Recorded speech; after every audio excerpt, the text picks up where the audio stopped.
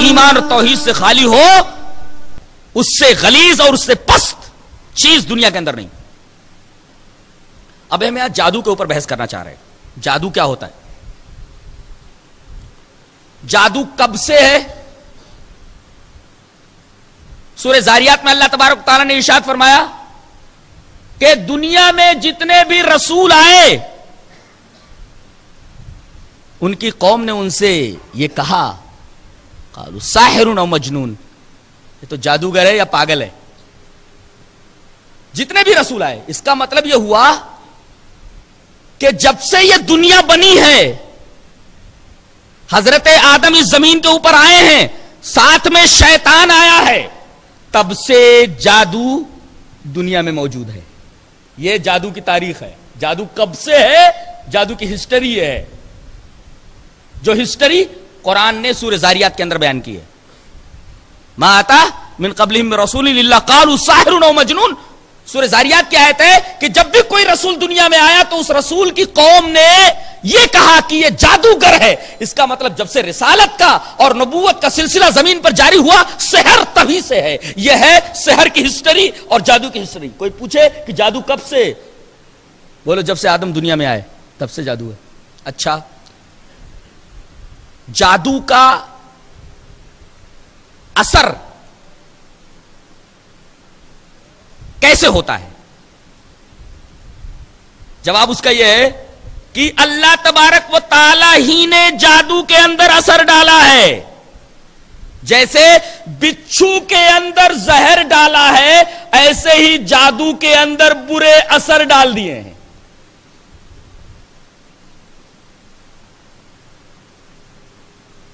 جس نے بچھو کے اندر زہر ڈالا ہے، اور زہر نقصان دہ، زہر اثر ہے، ایسے ہی اللہ ہی نے جادو کے اندر اثر ڈالا ہے جس کے اثرات مضر ہیں۔ جیسے بچھو کے اندر جو زہر ہے اس کے اثرات مضر ہیں اور زہر اللہ ہی نے ڈالا ہے، ایسے ہی جادو کے اندر اثر اللہ نے ڈالا ہے، یہ اثرات مضر ہوتے ہیں لوگوں کے لیے، تو اثر اللہ ہی نے ڈالا ہے جادو میں۔ اچھا، کوئی جادوگر جادو کرے تو بغیر اللہ کے حکم کے جادو کا اثر پہنچ جائے گا جس کے اوپر جادو کیا جا رہا ہے؟ نہیں، پہلے پارے میں فرمایا گیا وما هم بضارین به من احد الا باذن اللہ۔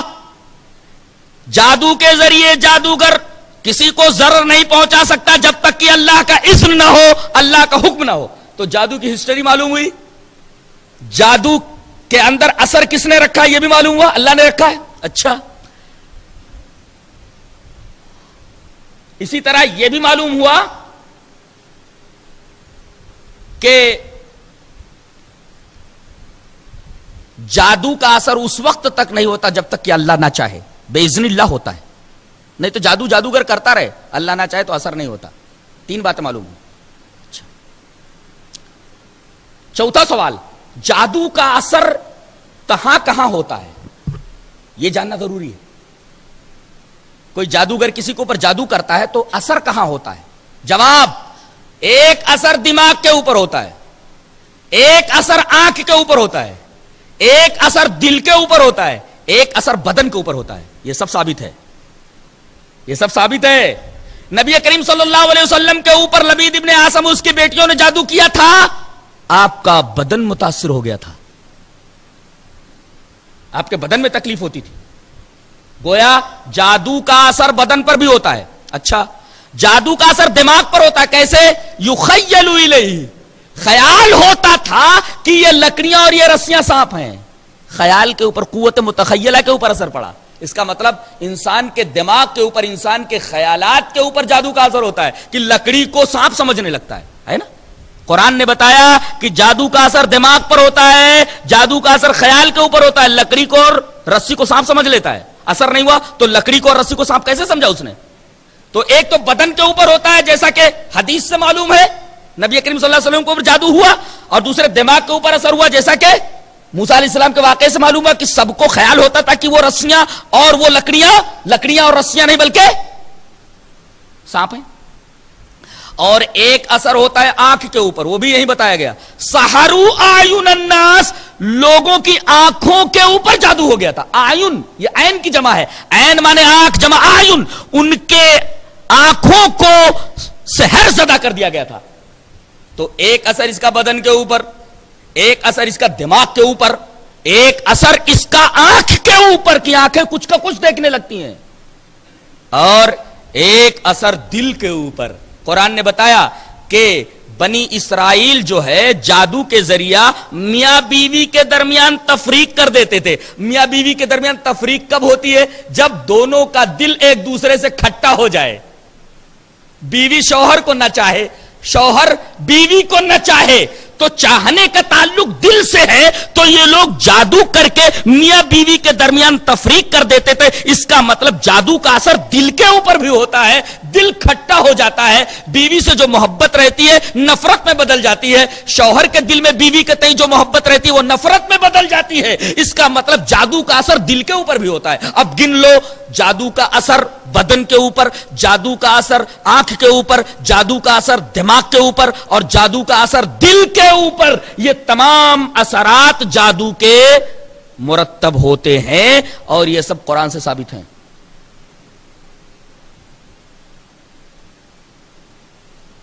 کیا کیا باتیں معلوم ہوئی؟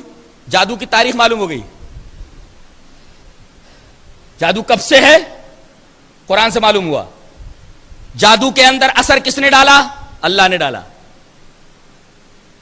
جادوگر جب چاہے کسی کو تکلیف پہنچا سکتا نہ ہے، اللہ کا اذن ہونا چاہیے.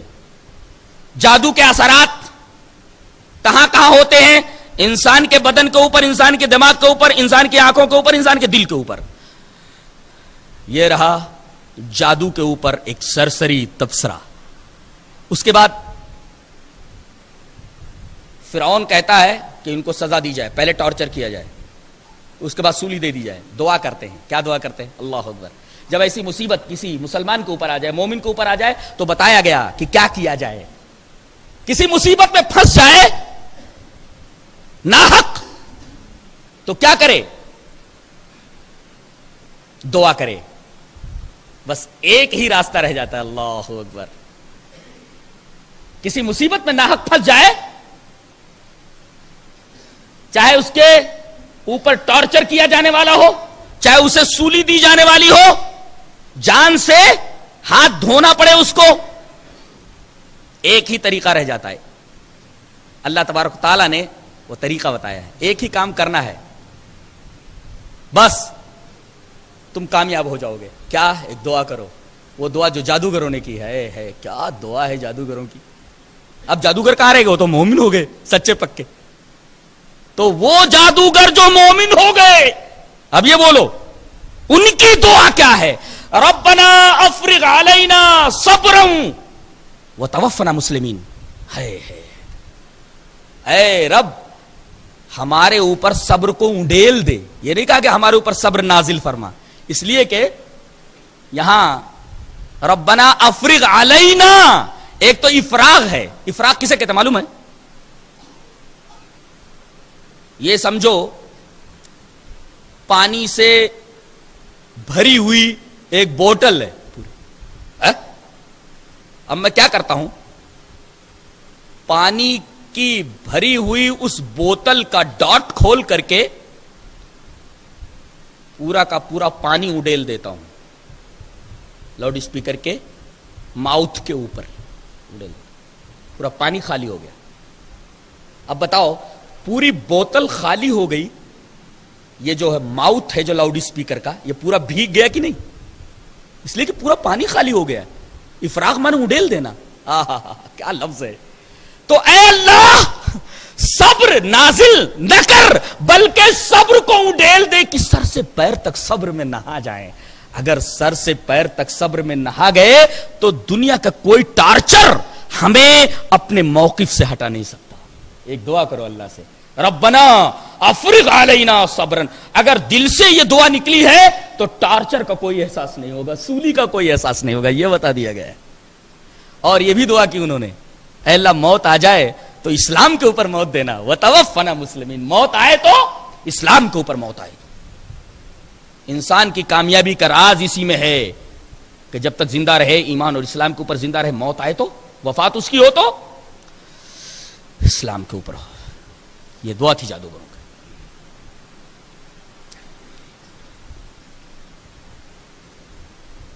اس کے بعد ایک بڑی پیاری بات فرمائی جا رہی ہے. ہر بات پیاری ہے، اللہ کی بات ہے نا. اللہ سے اچھی بات کس کی ہو سکتی ہے؟ وہ پیاری بات کون سی ہے؟ اللہ فرماتا ہے ان الارض للہ یورثها من یشاء من عبادی. زمین اللہ کی ہے، زمین اللہ کی. یورثها من یشاء من عبادی. اللہ زمین کا وارث جس بندے کو بھی چاہے بنا دے. ہاں، یہاں وراثت کا لفظ استعمال ہوا ہے. ایک آدمی مر جاتا ہے، اس کی وراثت کس کو ملتی ہے؟ جو زندہ رہتے ہیں، مستحق کے وراثت جو ہوتے. ایسے ہی ایک قوم جب ختم ہو جاتی ہے تو اس قوم کی جگہ پر جو دوسری قوم آتی ہے وہ پچھلی قوم کا وارث ہوتی ہے. اب اللہ فرماتا ہے زمین اللہ کی، اس زمین کا وارث یعنی اس زمین کا اقتدار، اس زمین کی حکمرانی، اس زمین کا استخلاف ایسی قوم کو سونپا جاتا ہے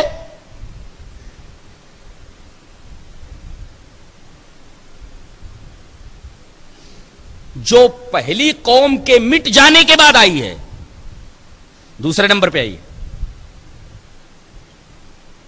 اب آیت کریمہ ایک اور دیکھو اگلی، ان یہلک عدوکم ویستخلفکم فی الارض فینظر کیف تعملون. دیکھو پہلی قوم کو ہلاک کر دیا گیا، مٹ گئی پہلی قوم جو اقتدار میں تھی، اس سے اقتدار چھین لیا گیا. اب اس کے بعد دوسری قوم وارث ہو کر کے آ رہی ہے. اللہ دوسری قوم کو جو یہ اقتدار دے رہا کاہے کے لیے؟ پہلی قوم کو مٹا دیا، دوسری قوم کو اقتدار دیا. کیوں؟ فَيَنْظُرَ كَيْفَ تَعْمَلُونَ، تاکہ وہ دیکھے کہ یہ دوسری قوم عمل کیسا کرتی ہے.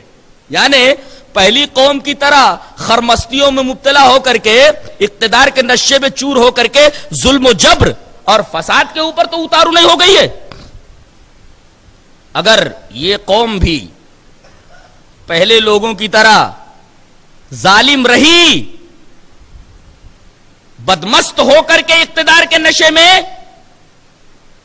لوگوں کے اوپر ظلم کرتی رہی، تو پھر اس قوم کو بھی اقتدار سے ہٹا دیا جاتا ہے اور پھر ایک تیسری قوم لائی جاتی ہے. یہ اللہ تبارک و تعالیٰ کا قانون ہے. لہذا جو لوگ اقتدار کے اوپر ہیں یہ نہ سمجھیں کہ یہ اقتدار برابر ان کے ساتھ رہے گا. نہیں، اللہ اقتدار دیتا ہے تو مقصد کیا ہوتا؟ فَيَنْظُرَ كَيْفَ تَعْمَلُونَ، وہ دیکھے کہ عمل کیسا کرتے ہو تم. اگر ظلم کرتے ہو تو اقتدار تم سے چھین لیا جائے گا. یہ قانون ہے، اللہ کی سنت جاریہ ہے جو اس کائنات میں، جو اس دنیا میں جاری ہے.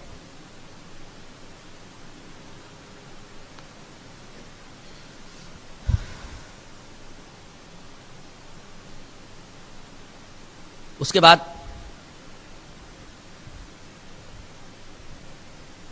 اصحاب سبت کا واقعہ بیان کیا جا رہا ہے کہ یہ قوم کے کنارے،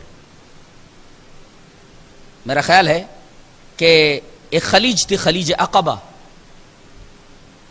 اسی خلیج کے پاس کہیں یہ بستی تھی. اللہ نے اس قوم کو ایک بہت زبردست نعمت عطا فرمائی تھی. چونکہ دریا کے کنارے تھے، ان کی معیشت کا پورا دار و مدار مچھلیوں کے شکار کے اوپر تھا. دریا کے کنارے رہتے تھے، مچھلیوں کا شکار کرتے تھے اور خود استعمال کرتے تھے، باہر سپلائی کرتے تھے. بہت پیسے والے تھے. اللہ تبارک و تعالیٰ نے ان کے اوپر ایک حکم نازل فرمایا، کہا کہ سنیچر کے دن شکار نہیں کرو گے، سنیچر کے دن کا، یوم سبت کا احترام کرو گے. کچھ دن تک تو انہوں نے یوم السبت کا احترام کیا، لیکن اللہ تبارک و تعالیٰ نے ان کو آزمائش میں مبتلا کیا. بقیہ 6 دن مچھلیوں کا پتہ ہی نہیں رہتا تھا. سطح سمندر سے مچھلیاں اس طرح غائب ہو جاتی تھی جیسے گدھے کے سر سے سینگ غائب ہو جاتا ہے، کہیں دکھتی نہیں تھی. اور سنیچر کے دن ایسے لوٹتی رہتی تھی ساحل کے اوپر، دیکھ دیکھ کر کے پریشان ہوتا تھا، کتنی بڑی بڑی مچھلیاں ہیں، 6 دن تو دکھائی نہیں دیتی ہیں، 7ویں دن تو کیا بڑی بڑی مچھلیاں ہیں دکھائی دے رہی۔ امتحان میں ناکام ہو گئے، انہوں نے پہلے ہیلا کیا، سنیچر کے دن شکار کرنا شروع نہیں کیا، پہلے ہیلے اختیار کیے۔ ہیلے کیا؟ دریا سے نالیاں بنا کر کے بڑے بڑے گڈھوں میں لا کر کے جوڑ دیا۔ اب جب پانی چڑھتا تو مچھلیاں سنیچر کے دن ان نالیوں میں سے ہو کر کے ان گڈھوں میں آ کر جمع ہو جاتی، ہاں گڈھا بھر گیا، فوراً یہ نالی کو یعنی ان کی واپسی کا راستہ بند کر دیتے، لیکن سنیچر کے دن نہیں پکڑتے تھے، صبح آتے تھے دیکھتے تو مچھلیاں پکڑ لیتے تھے۔ اب اللہ والوں نے منع کیا، کہا کہ یہ کیا کر رہے ہو، سنیچر کے دن مچھلیوں کا شکار کر رہے ہو، کہا کہ غلط بول رہے ہو، سنیچر کے دن ہم مچھلیاں کہاں پکڑتے ہیں، دیکھو اتوار کے دن ہم پکڑ رہے ہیں نا، سنیچر کے دن تو ہم نے مچھلیوں کو ہاتھ نہیں لگایا۔ کہا کہ اللہ کے قانون میں سرنگ مت بناؤ، اس کے قانون کی اس دھارا اس دفعہ کے اندر سوراخ رکھنا مت پیدا کرو، تم در حقیقت سنیچر کے دن ہی شکار کر رہے ہو۔ کہا وہ کیسے؟ کہا کہ یہ جو نالیاں ہیں جن میں سے یہ مچھلیاں آتی ہیں تمہارے گڑھوں میں، اگر تم ان کے جانے کا راستہ بند نہ کرو تو ایک بھی مچھلی گڑھے میں نہیں رہے گی، مچھلیاں بھاگ جائیں گی، بند کر دیتے ہو ان کی واپسی کا راستہ، در حقیقت یہ مچھلیوں کا شکار یوم السبت ہی کو ہوا۔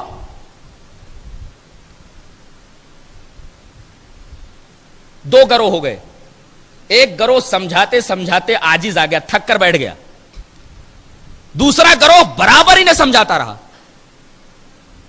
تو پہلا گروہ جو سمجھا سمجھا کر کے ان کو تھک گیا تھا کہ یہ ماننے والے نہیں ہیں، ان کو سمجھانا بیکار ہے، اس گروہ سے بولتا تھا ارے کائے ان کے پیچھے مگج ماری کر رہے ہو، ان کے پیچھے اپنا وقت کیوں ضائع کر رہے ہو، یہ ماننے والے نہیں ہیں، ہم تو تھک ہار کر بیٹھ چکے۔ تو وہ بولتے تھے 2 وجہوں سے ہم برابر سمجھا رہے ہیں ان کو، تھک ہار کر ہم لوگ بیٹھ نہیں رہے، برابر ان کو سمجھا رہے 2 وجہوں کی وجہ سے۔ کیا؟ قالو معذرتن الی ربکم، اپنے رب کے حضور ہم معذرت کر سکے، اس لیے کہ اللہ پوچھ سکتا ہے آخر تک تم نے کیوں نہیں ڈرایا، تھوڑے دنوں تک ڈرا کر کے کیوں خاموش بیٹھ گئے، برابر ڈرانا تھا ان کو، ہو سکتا ہے کہ ہم پکڑ میں آ جائیں قیامت کے دن، لہذا ہم اللہ کے حضور معذرت کی وجہ سے برابر ان کو سمجھا رہے، تھک ہار کر بیٹھ نہیں رہے۔ وَلَعَلَّهُمْ يَتَّقُونَ، اور شاید ہو سکتا ہے سمجھانے کی وجہ سے ان کا دل پھر جائے، پتہ نہیں کب یہ ٹرن لے لے، اپنی روش سے بات آ جائیں۔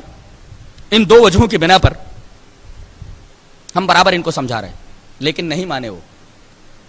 فَلَمَّا نَسُوا مَا ذُكِّرُوا بِهِ أَنجَيْنَا الَّذِينَ يَنْهَوْنَ عَنِ السُّوءِ وَأَخَذْنَا الَّذِينَ ظَلَمُوا بِعَذَابٍ بَئِيسٍ بِمَا كَانُوا يَفْسُقُونَ۔ یہاں لفظ فسق استعمال کیا گیا ہے، جانتے ہو فسق کسے بولتے ہیں؟ فسق کا مطلب ہوتا ہے، اسی سے ایک لفظ بنا ہے فسیقا، اس بل کو کہتے ہیں چوہے کی جو 2 طرف ہو، ایک طرف سے چوہا گھسے اور دوسری طرف نکل جائے، ایسے بل کو فویسقا کہتے ہیں۔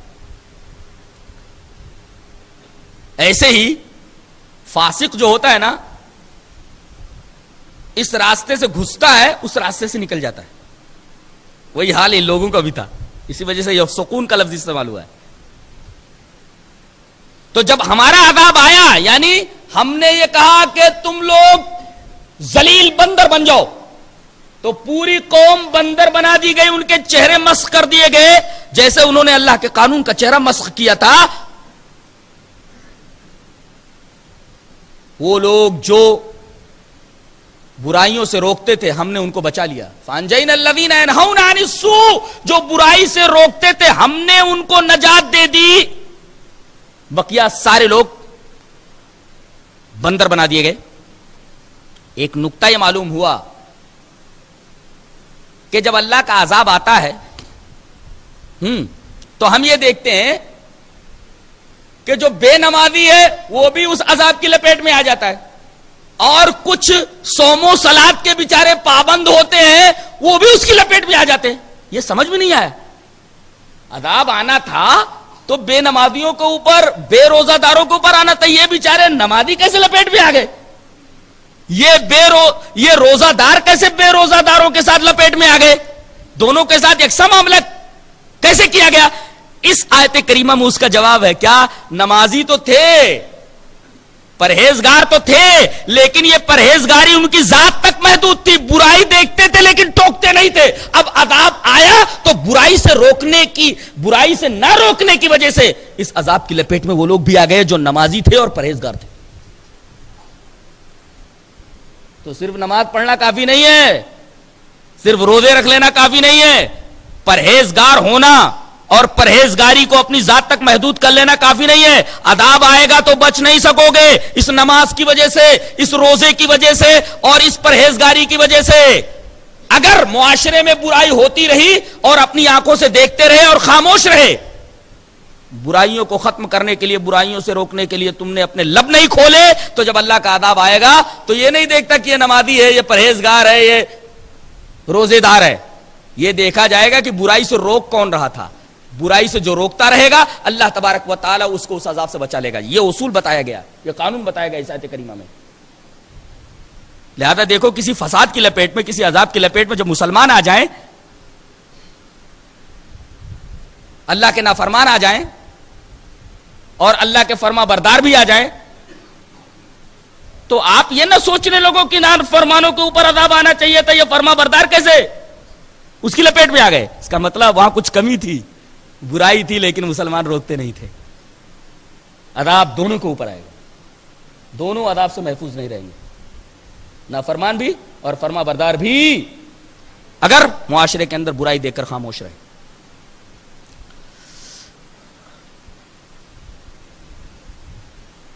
اس کے بعد یہودیوں کے بارے میں ایک عجیب بات کہی جا رہی ہے. دیکھو, وَإِسْتَعْذَنَ رَبُّكَ لَيَبْعَثَنَّ عَلَيْهِمْ إِلَى يَوْمِ الْقِيَامَةِ مَن يَسُومُهُمْ سُوءَ الْعَذَابِ وَإِنَّ رَبَّكَ لَسَرِيعُ الْعِقَابِ وَإِنَّهُ لَغَفُورٌ رَحِيمٌ.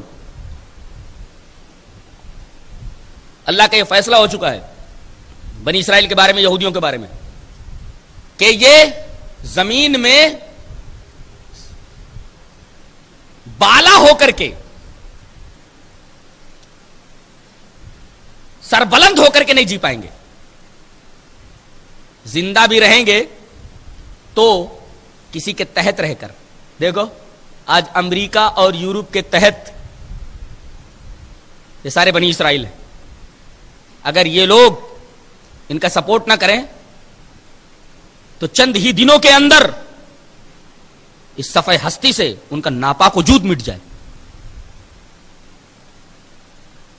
یہ صرف دوسروں کی تائید اور دوسروں کی حمایت کی وجہ سے زندہ ہیں. ایک بات تو یہ. دوسری بات, بدماشیاں ابھی اتنی نہیں بڑھی ہیں لگتا ہے, اس لیے کہ اللہ تبارک و تعالی نے فرمایا سورہ بنی اسرائیل میں کہ بڑی بڑی جب برائیاں کریں گے یہ, تب ان کے اوپر عذاب آئے گا. اس کا مطلب بدماشیاں ابھی اس حد تک نہیں پہنچی ہیں. جب بدماشیاں اس حد تک پہنچ جائیں گی, اللہ نے فرمایا وَإِنَّ رَبَّكَ لَسَرِيعُ الْعِقَابِ, ہاں تو پھر عذاب آ جائے گا. اور بدماشیاں اگر ایک دائرے میں ہے تو وَإِنَّهُ لَغَفُورٌ رَحِيمٌ, تو اللہ مہلت دیتا رہے گا, دوسروں کے تحت رہ لیں زندہ تھوڑے دنوں تک.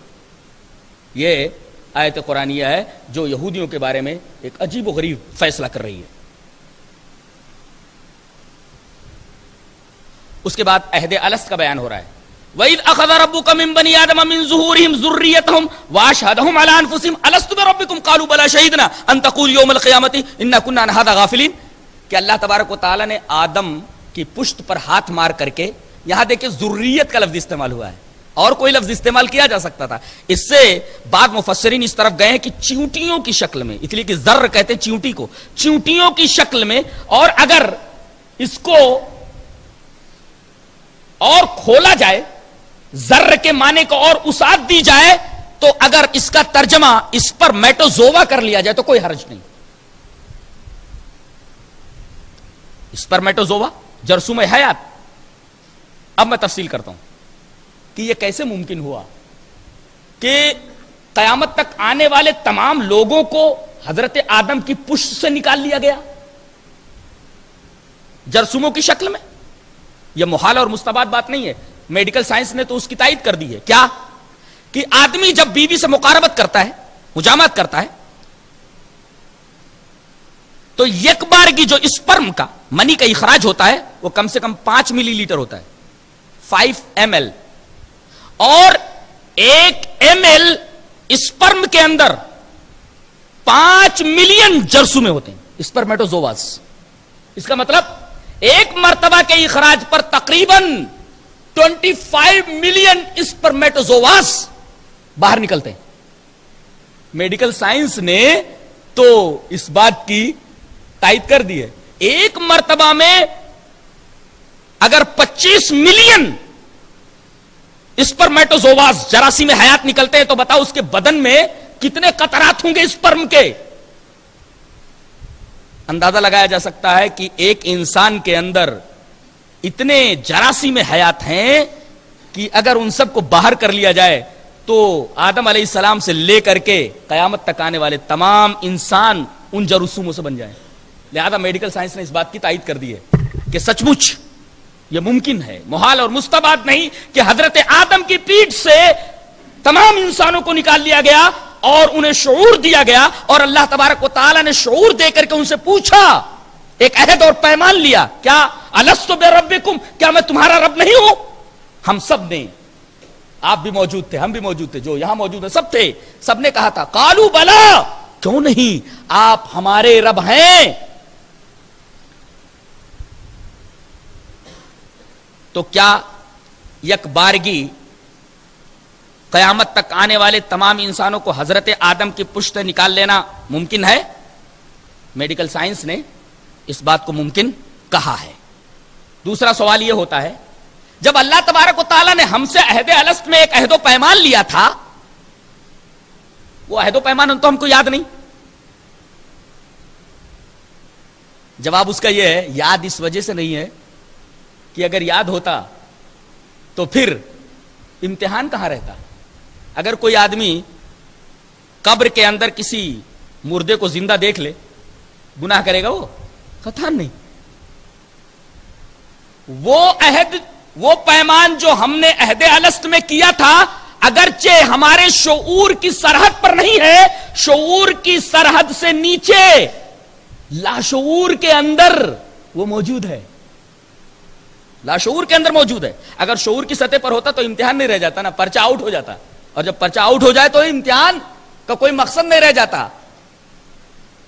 انسان کے شعور میں نہیں، لاشعور میں، جس کو فرائڈ کا نظریہ لاشعور جنہوں نے پڑھا ہے وہ جانتے ہیں کہ ایک درجہ ہے شعور کا اور ایک درجہ ہے لاشعور کا، ایک ہے کانشینس کا اور ایک ہے سب کانشینس کا. تو کانشینس کے ساتھ ہم نے وہاں عہد و پیمان کیا تھا، بس اتنا ہوا ہے کہ وہ عہد و پیمان آپ کے سب کانشینس میں ہے. اگر کانشینس میں ہوتا، شعور میں ہوتا، تو پھر امتحان کا کوئی مطلب نہیں ہوتا، امتحان کا مقصد فوت ہو جاتا. آج وہ پیمان ہمارے دل میں ہے، ہمارے دماغ میں ہے، ہمارے لاشعور میں ہے، تبھی ہم جانتے ہیں کہ ہم کو اللہ ہی نے پیدا کیا ہے، وہی کھلاتا ہے، وہی پلاتا ہے. اٹھو اٹھو اٹھو، تم یہ ڈسٹرب کر رہا ہے بچہ، میں بار بار کہہ رہا ہوں کہ یہاں مت لائے کروں لوگوں کو.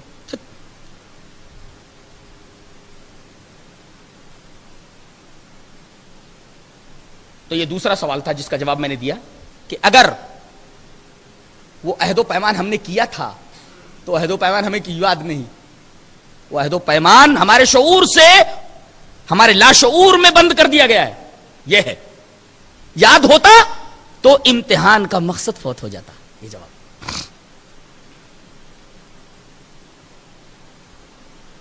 اس کے بعد ایک بڑی عجیب بات فرمائی جا رہی ہے کہ اللہ تبارک و تعالیٰ نے کسی کو اپنا کلام دیا، اپنی آیتیں دی، لیکن آدمی ان آیتوں سے اعراض کرے تو اس کی مثال کیسی ہے؟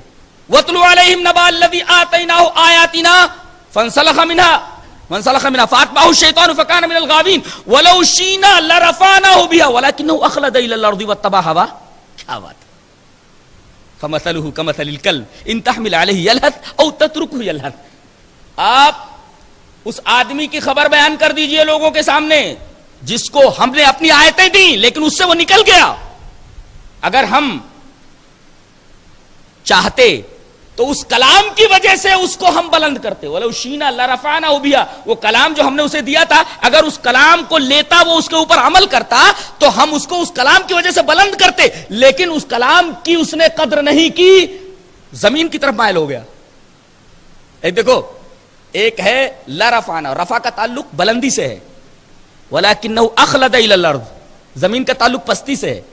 تو بجائے بلند ہونے کے, اگر کلام کو مان لیتا تو کلام اوپر سے آیا, اس کو بلند کرتا, لیکن بجائے بلندی پانے کے وہ زمین کی طرف جھک گیا,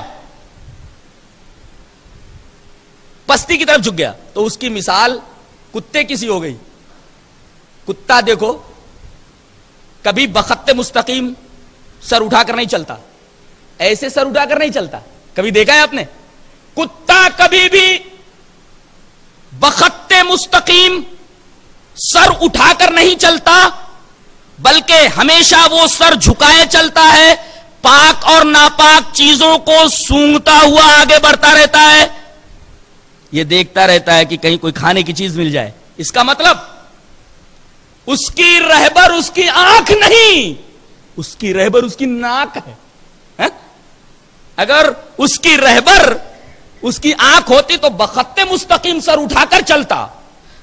وہ نظریں جھکا کر چلتا ہے, زمین کی طرف دیکھ کر چلتا ہے, ناک سے سونگتا رہتا ہے. اس کا مطلب اس کی رہنما, اس کی رہبر اس کی آنکھ نہیں, بلکہ اس کی ناک ہے, سونگتا رہتا ہے, آگے دیکھتا ہی نہیں. اور ناپاک پاک دونوں چیزوں کو سونگتا رہتا ہے. ایسے ہی اللہ تبارک و تعالیٰ کے کلام کی قدر نہ کرنے والے کتے جیسے ہو جاتے ہیں. پاک و ناپاک کو کچھ نہیں دیکھتے, بس کھانے کی چیز مل جانی چاہیے, چاہے پاک ہو چاہے ناپاک ہو. جیسے کتا, پاک مل جائے تو ٹھیک ہے, ناپاک مل جائے تب بھی ٹھیک ہے, حلال گوشت مل جائے تب بھی ٹھیک ہے, ناپاک گوشت مل جائے تب بھی ٹھیک ہے. کیا زبردست مثال ہے. اور آگے ایک مثال اور دی جا رہی ہے, وَإِن تَتْرُكُوا يَلْهَثْ أَوْ تَتْرُكُوا يَلْهَثْ, پیٹ بھر کھانا کھلا دو تب بھی زبان لٹکائے رہتا ہے, ہانپتا رہتا ہے, اور بھوکا رہے تب بھی زبان لٹکائے رہتا ہے, ہانپتا رہتا ہے. یعنی بالکل دنیا دار ہو جاتا ہے, ہوس پرست ہو جاتا ہے, اور زر پرست ہو جاتا ہے. ہمیشہ اس کی زبان لٹکی رہتی ہے, کبھی اس کا پیٹ نہیں بھرتا. کتنی اچھی مثال دی گئی. یہ ایک کلام الہی کا خاصہ ہے. ایسی مثالیں صرف آسمانی کتابوں میں ملیں گی آپ کو. اس کے بعد یہ کہا جا رہا ہے وَذَرُوا الَّذِينَ يُلْحِدُونَ فِي أَسْمَائِهِ, ان لوگوں کو چھوڑ دو جو اللہ کے اسما میں الحاد کرتے ہیں. یہ الحاد فی الاسماء کسے بولتے ہیں؟ اللہ کے ناموں میں الحاد کرنا. ذرا غور سے سنو, بہت اہم چیز ہے یہ. اللہ کے اسما میں الحاد کرنا. ایک تو اللہ کی صفات دوسروں پر چسپاں کر دینا. جیسے یا علی مشکل کشا, اب دیکھیں مشکل کشا, مشکل کو دور کرنے والا تو اللہ ہے, یہ صفت بندے سے منسوب کر دی. یہ الحاد فی الاسماء ہے. یا غوث اعظم, چلیے جناب, مدد کو پہنچنے والا ہمارا فریاد رس اللہ ہے, غوث اللہ ہے. شیخ عبد القادر جیلانی رحمت اللہ علیہ کی طرف اس صفت کو منسوب کر دیا گیا, وہ غوث ہو گئے. یا دستگیر, ارے دستگیر ہاتھ کو پکڑنے والا, ہاتھ کو پکڑنے والا تو اللہ ہے. شیخ عبد القادر جیلانی رحمت اللہ علیہ کی طرف اس صفت کو منسوب کر دیا گیا. یہ الحاد فی الاسماء ہے. کہا گیا چھوڑ دو ان کو. اور الحاد فی الاسماء کی ایک قسم اور ہے,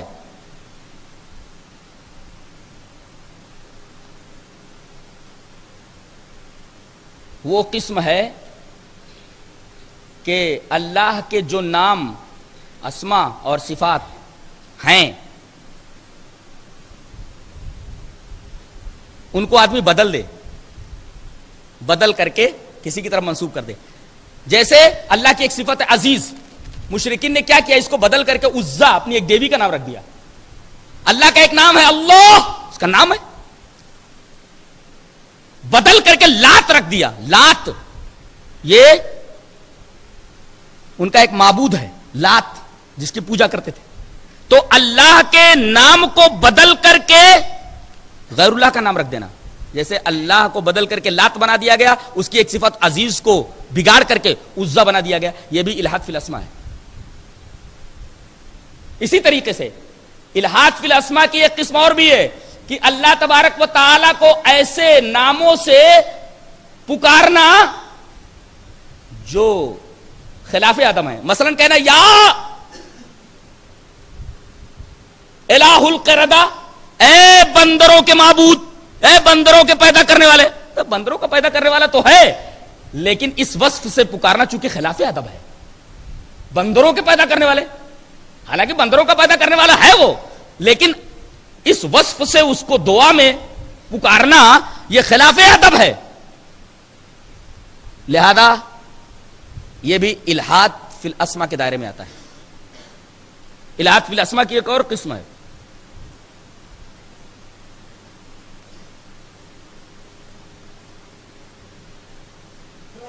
کہ قرآن اور حدیث میں جو نام نہیں ہے وہ نام رکھنا، اس نام سے اللہ کو پکارنا.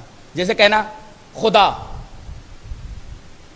یہ فارسیوں نے یہ نام اللہ کا رکھا ہے خدا. آتش پرستوں نے ایک نام رکھا اہرمن، ایک نام رکھا یزداں. غیر مسلموں نے نام رکھا بھگوان، ایک نام رکھ دیا ایشور. عیسائیوں نے نام رکھ دیا گاڈ.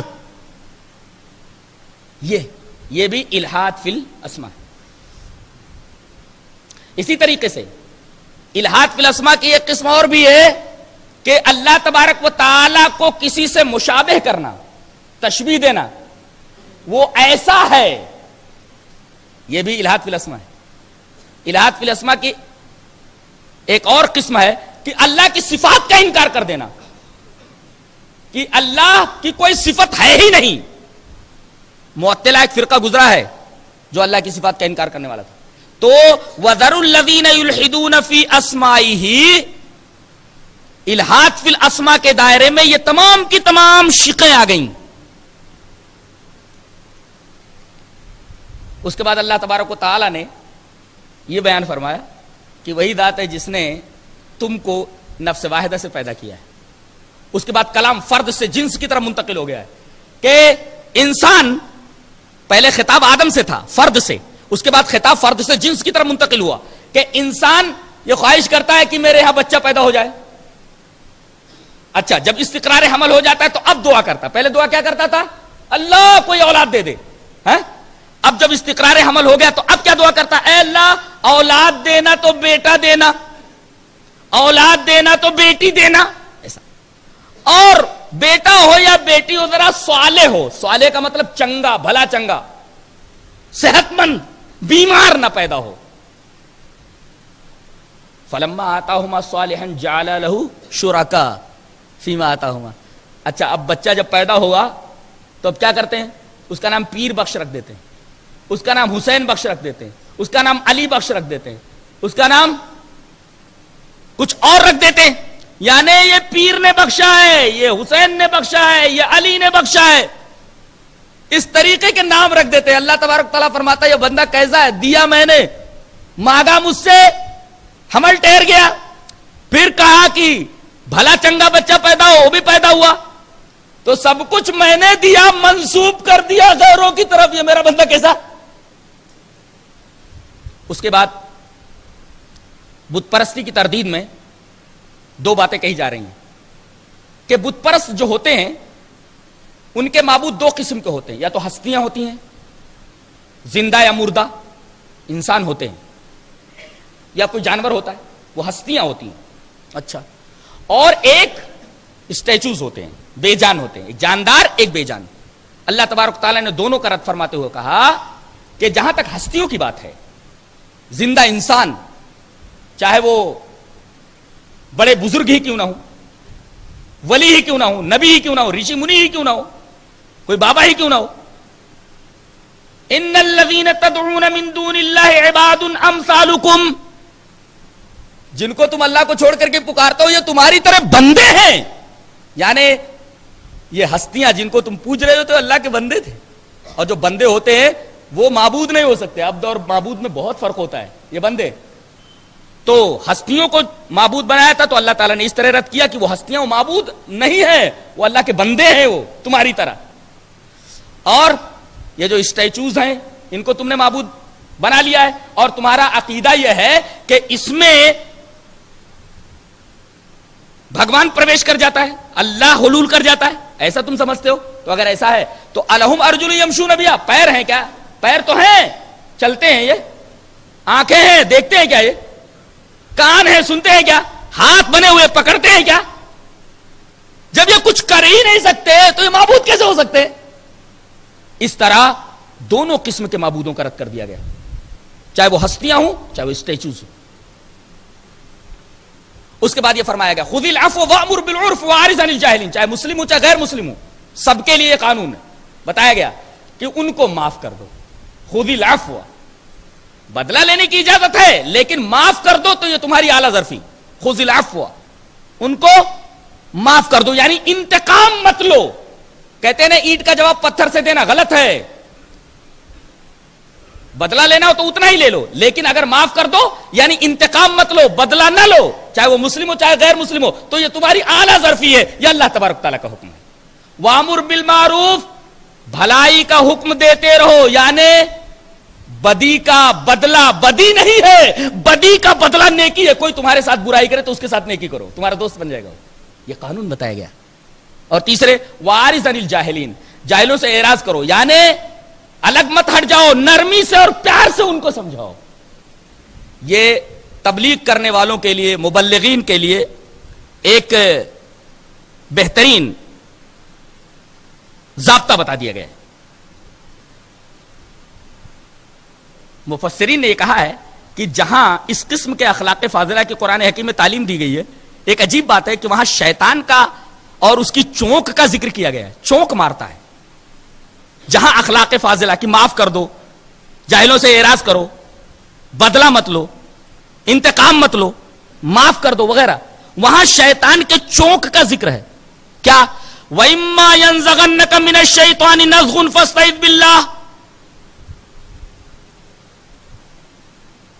کہ جب تم میں سے کسی کو شیطان چونک مارے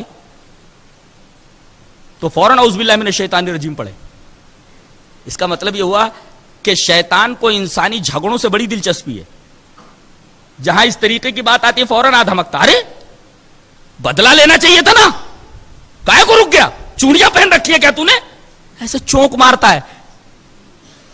اس کو انسانی جھگڑوں سے بہت دلچسپی ہے، لہذا اس طریقے کا جذبہ، اس طریقے کا احساس دل میں پیدا ہو تو کہو اعوذ باللہ من الشیطان الرجیم۔ یہ بدلہ اور انتقام لینے کی بات جو شیطان جو ڈال رہا ہے ہمارے دل میں، اللہ کی پناہ چاہو، یہ شیطان کی طرف سے۔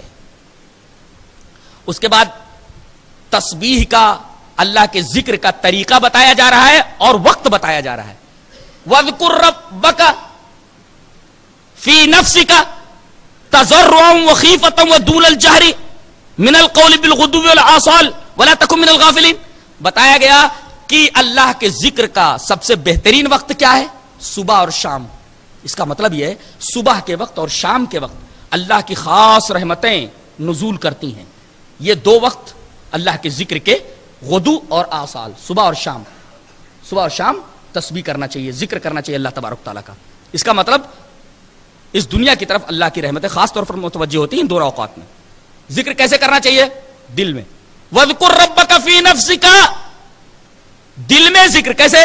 زبان سے بھی بولو لیکن ساتھ میں تضرع ہونا چاہیے۔ تضرع کا مطلب زبان چل رہی ہو ساتھ میں دل بھی ہو، لگا ہوا ہو زبان کے ساتھ، ایک بات تو یہ۔ اور خیفتاً، دھیرے دھیرے، دون الجہر، کتنا دھیرے نہیں، یہ نہیں، دون الجہر، تھوڑی آواز بھی نکلنی چاہیے۔ دیکھو تسبیح پڑھنے والے اس طریقے کی باتیں نہیں کرتے، اس طریقے کی چیزیں نہیں کرتے، ایسے کرتے۔ کہا گیا کہ تسبیح کا طریقہ، ذکر کا طریقہ یہ دون الجہر، زبان چلنی چاہیے، ہونٹ ہلنے چاہیے۔ ہونٹ اگر بند ہے تو ذکر کا طریقہ نہیں ہے، وہ تسبیح کا طریقہ نہیں ہے۔ اور تسبیح چلا رہے ہیں، دانے گھما رہے ہیں اور بات کر رہے ہیں، کہاں ہے جی، کیا چل رہا ہے جی؟ تو یہاں زبان چل رہی ہے مگر دل ساتھ نہیں دے رہا، یہ بھی ذکر نہیں ہے۔ اللہ تبارک تعالیٰ نے بتایا یہاں کہ ذکر کے اوقات دو ہیں اور ذکر کا طریقہ کیا ہے۔ زبان ذکر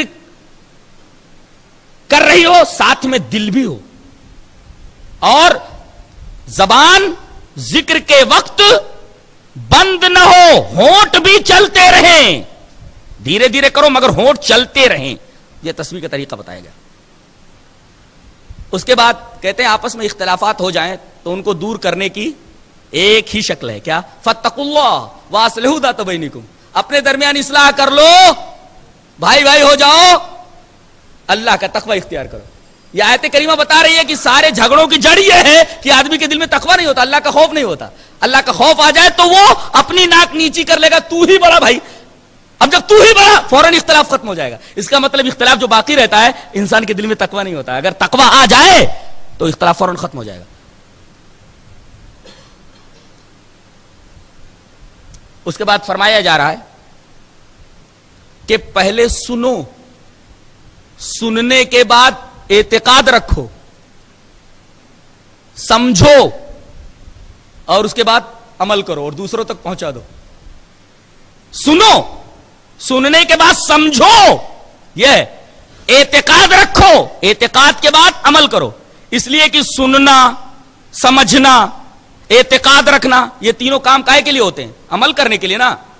تو پہلے سنو، وَلَوْ عَلِمَ اللَّهُ فِيهِمْ خَيْرًا لَأَسْمَعَهُمْ، اگر اللہ ان کے اندر خیر دیکھتا تو ان کو سنا دیتا۔ اصل چیز سننا ہے۔ اب آپ سنو گے ہی نہیں تو آپ سمجھو گے کیسے؟ سمجھو گے نہیں تو اعتقاد کیسے رکھو گے؟ اعتقاد نہیں رکھو گے تو عمل کیسے کرو گے؟ لہذا سننا ضروری ہے، سننا یہ اصل ہے۔ آپ کو سن کر حیرت ہوگی کہ جہنمی جب جہنم کے دروازے پر پہنچے گے تو جہنم کا داروغہ بولے گا الم یاتکم نذیر، ارے ادھر کیسے آ گئے حضرات آپ لوگ؟ ادھر جانا تھا نا، ادھر کیسے آ گئے مصیبت کی جگہ میں؟ الم یاتکم نذیر، کیا تمہارے پاس کوئی ڈرانے والا نہیں آیا؟ قالوا بلا، بولیں گے آیا تھا۔ پھر کہتے وقالوا لو كنا نسمع، کاش کہ ہم سنتے۔ دیکھو کسی اور قوت کا حوالہ نہیں دیا گیا، صرف قوت سامعہ کا حوالہ دیا گیا، ہم نے سنا ہی نہیں۔ اس کے بعد ایک بڑی عجیب بات فرمائی جا رہی ہے، وَاعْلَمُوا أَنَّ اللَّهَ يَحُولُ بَيْنَ الْمَرْءِ وَقَلْبِهِ، اللہ تبارک و تعالیٰ آدمی کے دل میں اور آدمی کے درمیان حائل ہو جاتا ہے۔ کیا مطلب؟ یہ آدمی ہے اور یہ آدمی کا دل ہے، یہ بیچ میں اللہ آ جاتا ہے۔ ہاں کیا عجیب بات ہے۔ وَاعْلَمُوا أَنَّ اللَّهَ يَحُولُ بَيْنَ الْمَرْءِ وَقَلْبِهِ، کبھی کبھی اللہ انسان اور انسان کے دل کے بیچ میں آ جاتا ہے، حائل ہو جاتا ہے۔ یحولو، حائل ہو جانے کا مطلب کیا؟ اب میرے دو ہاتھوں کے درمیان یہ لاؤڈ اسپیکر حائل ہو گیا ہے، بیچ میں آ گیا۔ اس کا مطلب جب اللہ انسان اور اس کے دل کے درمیان حائل ہو جائے تو ہدایت دل تک پہنچے گی؟ سوال ہی نہیں ہے۔ تو آڑ آ گیا نا، آڑ کی وجہ سے یہاں کی چیز ادھر نہیں آ سکتی، یعنی آدمی ہدایت سے محروم رہے گا۔ اور دوسری بات یہ معلوم ہو کہ انسان الگ ہے اور دل الگ ہے۔ انسان جو ہے نا الگ ہے، دل الگ ہے، یعنی دل انسان سے الگ ایک وجود ہے جو باقاعدہ شعور رکھتا ہے۔ جو لوگ یہ کہتے ہیں کہ دل دماغ کے تابع ہوتا ہے، میں اس کو نہیں مانتا۔ اب میڈیکل سائنس آہستہ آہستہ اس بات کو ماننے لگی ہے کہ مستقل ایک وجود ہے دل، وہ خود فیصلہ کرتا ہے، اس کے پاس ایک خاص شعور ہے، اس کو ماننے لگی ہے۔ میڈیکل سائنس کا ایک عجیب و غریب نقطہ قرآن حکیم نے بیان کیا ہے کہ ایک انسان ہے، ایک انسان کا دل ہے، دل انسان کا مستقل ایک وجود رکھتا ہے الگ سے، اس کے پاس شعور ہے اور قوت فیصلہ ہے۔ نہیں تو یہ کیوں کہتا ہے انسان اور دل کے درمیان آ جاتا ہے؟ اس کا مطلب انسان الگ ہے اور دل ایک مستقل وجود ہے، تبھی تو بیچ میں آیا۔ وَاعْلَمُوا، بہت ہی عجیب و غریب بات ہے، میڈیکل سائنس کو اس پوائنٹ کے اوپر غور کرنا چاہیے۔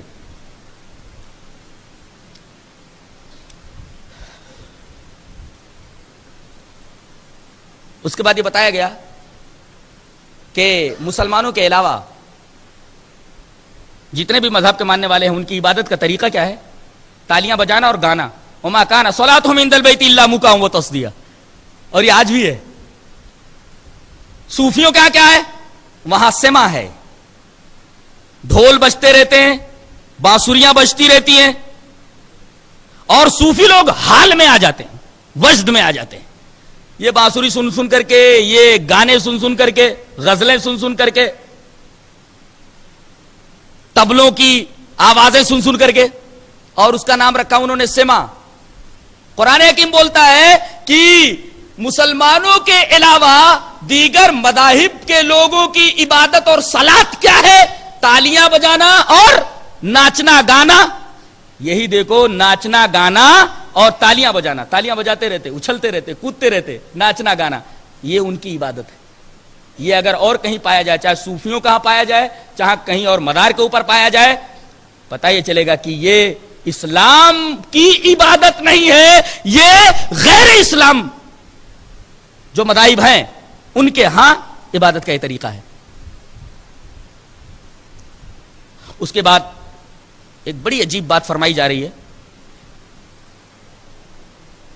یہ قانون کس نے بتایا کہ پوری کائنات کشش ثقل میں جکڑی ہوئی ہے، ہر چیز اپنی طرف کھینچ رہی ہے دوسری کو. زمین کھینچ رہی ہے آسمان کو اپنی طرف، آسمان کھینچ رہا ہے زمین کو اپنی طرف، ہر شے ایک دوسرے کو کھینچ رہی ہے. اس کو کہتے ہیں قانون کشش ثقل، گریویٹیشن لا. یہ ہے نا یہ لا کائنات میں، ہر چیز دوسرے کو کھینچ رہی ہے. ایسے ہی یہ تو مادیات کا معاملہ ہے، قرآن حکیم بولتا ہے کہ یہی قانون کشش ثقل روحانیات اور معنویات میں بھی ہے کہ برائی جو ہوتی ہے یہ برائی کو کھینچتی ہے، بھلائی بھلائی کو کھینچتی ہے. یعنی آدمی ایک برائی کرے تو دوسری برائی کو یہ برائی کھینچ لیتی ہے، آدمی کوئی بھلائی کرے تو اس کو توفیق ہوتی ہے دوسری بھلائی کی. یعنی بھلائی بھلائی کو کھینچتی ہے اور برائی برائی کو کھینچتی ہے. معنویات میں بھی یہ کشش ثقل کا قانون جاری ہے جیسے مادیات کے اندر قانون کشش ثقل جاری ہے. اس کے بعد ایک بڑی پیاری بات کہی جا رہی ہے، لیمیز اللہ الخبیث من الطیب ویجعل الخبیث بعضہ علی بعض فیرکمہ فی جہنم. کہتے ہیں کہ جب آدمی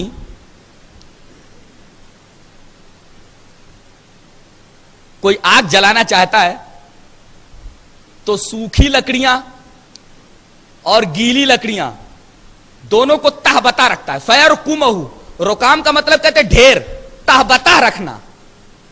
to stack, to stack, stack اوپر نیچے رکھنا. کچھ گھاس یہاں رکھ دی گئی، اس کے بعد اس کے اوپر رکھی گئی، اس کے بعد اوپر رکھی گئی، اس کے بعد اوپر رکھی گئی، اس کے بعد آگ لگا دی گئی. قرآن حکیم کہتا ہے جتنے بھی خبیث لوگ ہیں لیمیز اللہ الخبیث من الطیب، ان کو طیب سے الگ کر لیا جائے گا اور ان کو ایک دوسرے کے اوپر انبار کی شکل میں جمع کر دیا جائے گا، نیچے سے آگ لگا دی جائے گی. اشارہ اس بات کی طرف ہے کہ نافرمان نافرمانوں کی پشت پناہی کرتے رہتے ہیں نا. ایک نافرمان دوسرے نافرمان کی مدد کرتا ہے، ایک شرابی دوسرے شرابی کی مدد کرتا ہے، ایک چور دوسرے چور کی مدد کرتا ہے نا. تو پشت پناہی کرتا ہے نا، تو ایک کی پشت دوسرے کی پشت سے لگا دی جائے گی. ایک ایندھن ادھر، نیچے ایک ایندھن، ایسے تہبتا جیسے دنیا کے اندر مدد کرتے تھے نا، پشت پناہی کرتے رہتے تھے. آج یہاں بھی تم اپنی پشت ملا لو ان سے، نیچے سے جہنم کی آگ سلگے گی تاکہ وہاں بھی ایک دوسرے کے جلنے کی وجہ سے دوسرے کو زیادہ تکلیف پہنچے، بالکل ایندھن کی طرح. یہ تھا 9ویں پارے کا خلاصہ. اللہ تبارک و تعالی ہمیں نیک عمل اور اچھی سمجھ کی توفیق عطا فرمائے. وآخر دعوانا الحمدللہ رب العالمین. فلا هادي له واشهد ان لا اله الا الله وحده لا شريك له واشهد ان محمدا عبده ورسوله. اما بعد فان خير الحديث كتاب الله وخير الهدي هدي محمد صلى الله عليه وسلم وشر الامور محدثاتها وكل محدثة بدعة وكل بدعة ضلالة وكل ضلالة في النار. أعوذ بالله من الشيطان الرجيم. بسم الله الرحمن الرحيم. قاف والقرآن المجيد بل عجبوا أن جاءهم منذر منهم فقال الكافرون هذا شيء عجيب أإذا متنا وكنا ترابا ذلك رجع بعيد قد علمنا ما تنقص الأرض منهم وعندنا كتاب حفيظ بل كذبوا بالحق لما جاءهم فهم في أمر مريج أفلم ينظروا إلى السماء فوقهم كيف بنيناها وزيناها وما لها من فروج والأرض مددناها وألقينا فيها رواسي وأنبتنا فيها من كل زوج بهيج تبصرة وذكرى لكل عبد منيب ونزلنا من السماء ماء مباركا فأنبتنا به جنات وحب الحصيد والنخل باسقات لها طلع نضيد رزقا للعباد واحيينا به بلدة ميتا كذلك الخروج. اعوذ باللہ من الشیطان الرجیم. وبشر الصابرین الذين اذا اصابتهم مصیبة قالوا انا للہ وانا الیہ راجعون اولئک علیہم صلوات من ربهم ورحمہ واولئک هم المہتدون.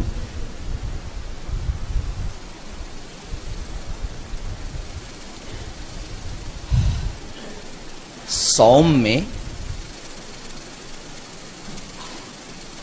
اور صبر میں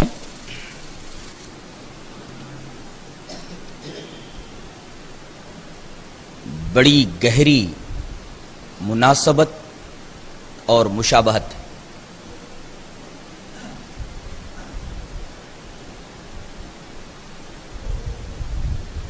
حقیقت اور ثمرے اور نتیجے کے اعتبار سے صبر اور صوم دونوں ایک دوسرے کے مشابہ ہیں.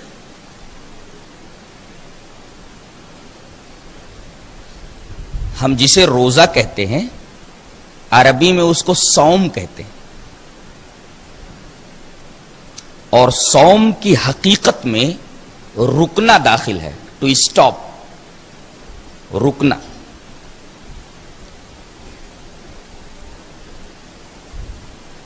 عربی میں صوم کی تشریح کس طرح کی جاتی ہے؟ الصوم الامساک عن المفطرات، کہ صوم کہتے ہیں روزہ توڑ دینے والی ہر چیز سے رک جانا. یعنی صبر کی حقیقت میں رکنا داخل ہے، جس طرح صوم کی حقیقت میں رکنا داخل ہے.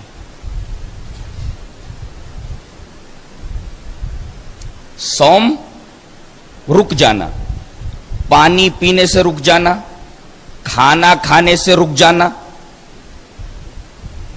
شہوت سے رک جانا، یہ ہے صوم کی حقیقت، رک جانا. اسی طرح صبر کے مفہوم میں بھی رکنا داخل ہے، اس کی بھی حقیقت رکنا ہے. جیسے کہا جائے لا صبر لی، تو I cannot bear it، یا it is not bearable، یہ ناقابل برداشت ہے، میں اسے برداشت نہیں کر سکتا. یعنی ریئیکشن سے میں اپنے آپ کو روک نہیں سکتا.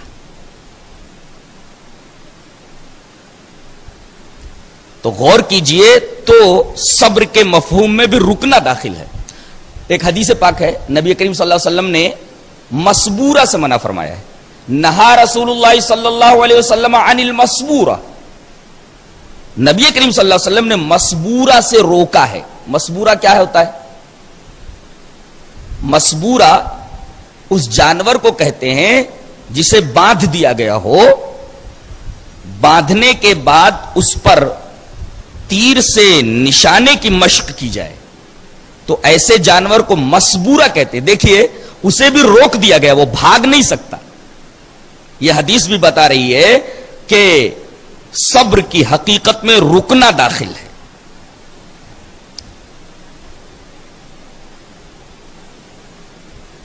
عربی میں ایک لفظ ہے صوبار، جس کو ہم انڈین فگ بولتے، ٹیمرنڈ، املی. صوبار کہتے ہیں املی کو، اور املی کے خواص میں سے ایک خاصہ قبض ہے. آدمی املی کھائے تو اسے قبض ہو جاتا ہے، اور قبض مانے روک دینا، رکنا.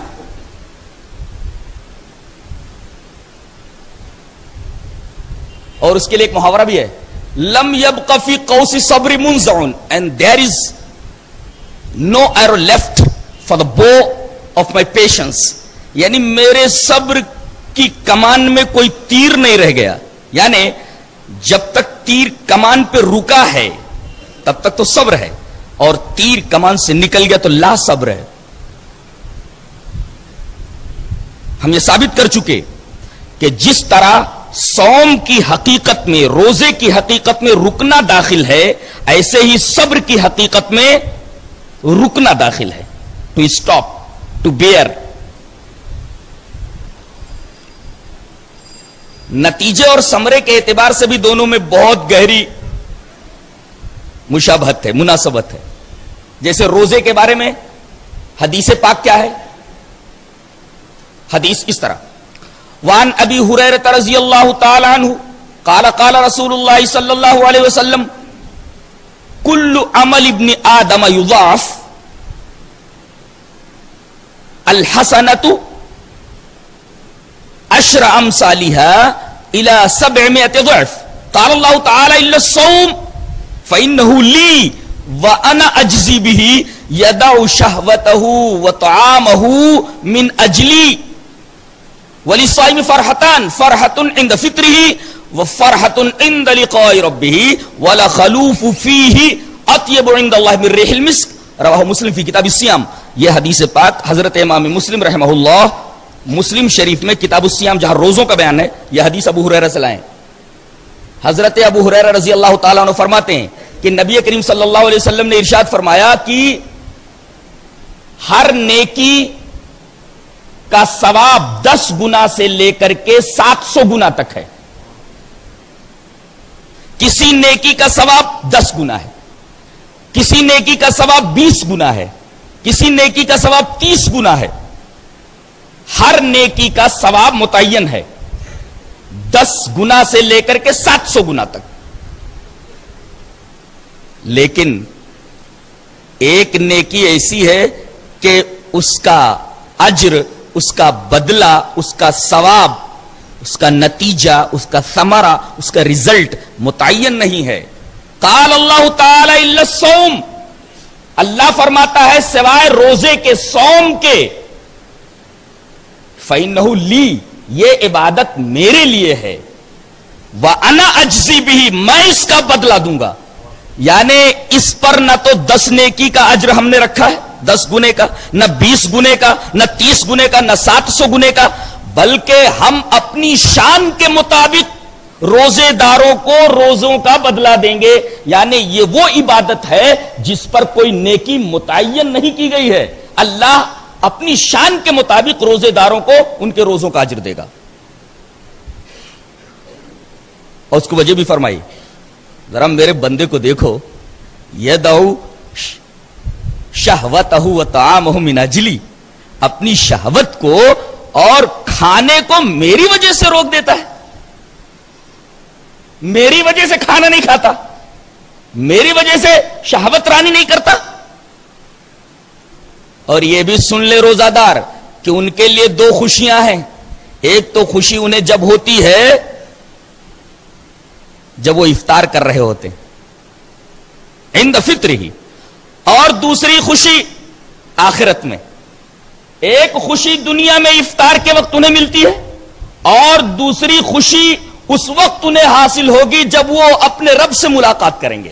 فرحۃ عند لقاء ربہ، اپنے رب سے ملاقات کریں گے تب انہیں بہت خوشی ہوگی. یہ 2 خوشیاں ہیں روزے دار کے لیے. اور اس روزے کی فضیلت کہ معدہ خالی ہونے کی وجہ سے پیٹ سے جو بخارات اٹھ کر منہ کی طرف آتے ہیں ان کے اندر ایک طریقے کی بدبو ہوتی ہے، لیکن اس بدبو کی ویلیویشن، اس بدبو کی اہمیت اللہ تبارک و تعالیٰ کی نگاہ میں کتنا، حدیث کا آخری ٹکڑا بتا رہا ہے وَلَخَلُوفُ فِيهِ أَطْيَبُ عِنْدَ اللَّهِ مِنْ رِيحِ الْمِسْكِ. اللہ تبارک و تعالیٰ کی نگاہ میں اس کے منہ کی بدبو مشک سے بھی زیادہ اچھی ہے. استدلال یہ کرنا تھا کہ صوم یعنی روزہ ایسی عبادت ہے جس کا کوئی اجر متعین نہیں ہے. اللہ اپنی شان کے مطابق اس عبادت کا بدلہ دے گا. اور صبر کے بارے میں بھی یہی بات قرآن میں کہی گئی ہے کہ صبر ایک ایسی نیکی ہے کہ اس پر بھی کوئی اجر متعین نہیں ہے. اللہ نے فرمایا انما یوفی الصابرون اجرہم بغیر حساب، بے شک صابرین کو پورا پورا بدلہ دیا جائے گا، وہ بھی بلا حساب، یعنی یہ بھی ایک ایسی نیکی ہے جس پر کوئی اجر متعین نہیں ہے، اللہ تبارک و تعالی صابرین کو بھی اپنی شان کے مطابق اجر دیں گے۔ تو حقیقت کے اعتبار سے بھی اور نتیجے کے اعتبار سے بھی صوم اور صبر دونوں میں بڑی حد تک مناسبت اور مشابہت ہے۔ بعض حدیثوں کے اندر تو آیا ہے کہ یہ ایک طرف تو شہر الصوم ہے رمضان، دوسری طرف یہ شہر الصبر ہے۔ رمضان کا مہینہ روزے کا مہینہ ہے، صوم کا مہینہ ہے، ساتھ ساتھ صبر کا مہینہ ہے۔ اس طرح صبر اور صوم دونوں حقیقت اور نتیجے کے اعتبار سے ایک ہو گئے۔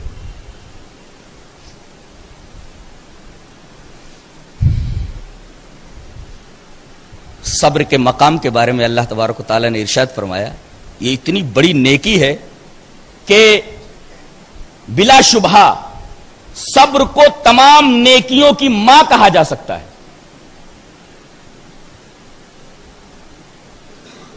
اور یہ دولت سب کو نصیب نہیں ہوتی، صبر کی دولت سب کو نصیب نہیں ہوتی۔ اللہ نے ارشاد فرمایا اپنے رسول کو خطاب کر کے، وَاصْبِرْ وَمَا صَبْرُكَ إِلَّا بِاللَّهِ، اے ہمارے حبیب آپ صبر کیجئے، اور آپ کو صبر مل ہی نہیں سکتا مگر اللہ کی توفیق سے۔ یعنی صبر اتنی بڑی دولت ہے کہ اللہ جسے توفیق دے دے اسی کو یہ دولت ملتی ہے، اللہ جسے توفیق نہ دے اسے صبر کی دولت نہیں ملتی ہے۔ اللہ کی مدد سے، اللہ کی توفیق سے یہ نعمت کسی بندے کو ملتی ہے۔ وَاصْبِرْ وَمَا صَبْرُكَ إِلَّا بِاللَّهِ، اے ہمارے رسول آپ صبر کیجئے، اور آپ کا یہ صبر اللہ تبارک و تعالیٰ کی توفیق سے ہے۔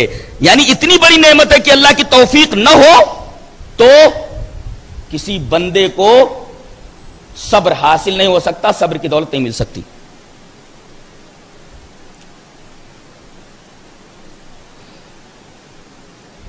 اس کی اہمیت ہی کی بنا پر قرآن میں صبر کا تذکرہ 90 مرتبہ آیا ہے، پورے قرآن میں صبر کا ذکر 90 مقامات پر آیا ہے، جس سے اس کی اہمیت کا اندازہ ہوتا ہے۔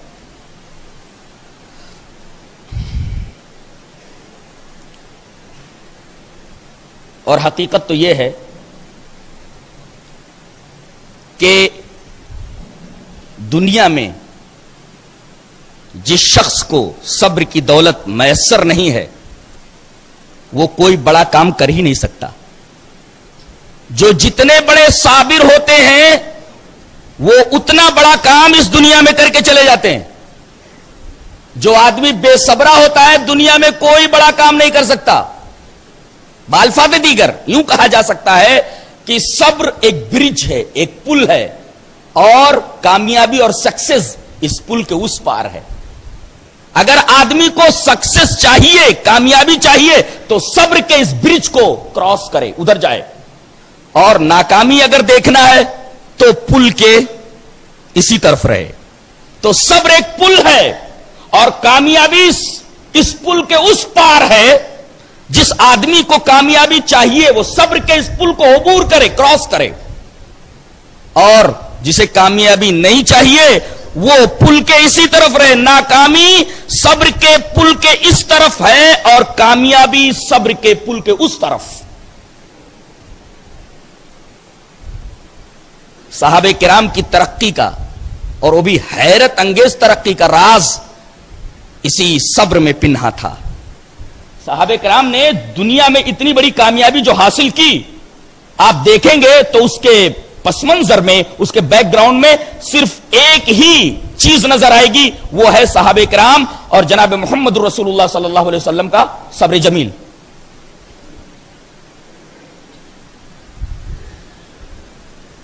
13 سالہ زندگی مکی، آپ تاریخ کے اوراق پلٹ کر دیکھیں تو آپ کے رونگٹے کھڑے ہو جائیں گے۔ ظلم کا وہ کون سا طریقہ ہے جو ان کے اوپر استعمال نہیں کیا گیا؟ ظلم و جور کے وہ کون سے پہاڑ تھے جو ان کے اوپر توڑے نہیں گئے؟ کہیں خباب ابن ارت کو لٹا کر کے ان کی پیٹھ کو داغا جا رہا ہے، کہیں بلال حبشی کو ریگستان مکہ میں گھسیٹا جا رہا ہے، اور ان کی زبان پر صرف احد احد کے سوا کچھ بھی نہیں۔ صبر کی ان مشکل منزلوں سے نکلے ہیں، اور جب نکلے ہیں صبر کی اس بھٹی میں تپ کر کے، تو دنیا کا کوئی طوفان انہیں روک نہیں سکا ہے۔ دریا، پہاڑ، ہوائیں، طوفان ہر ایک سے ٹکراتے ہوئے آگے بڑھ گئے، دنیا کی کوئی طاقت انہیں روک نہیں سکی ہے۔ اس لیے کہ یہ صبر کی بھٹی میں اچھی طرح تپا دیے گئے تھے، کندن بن گئے تھے۔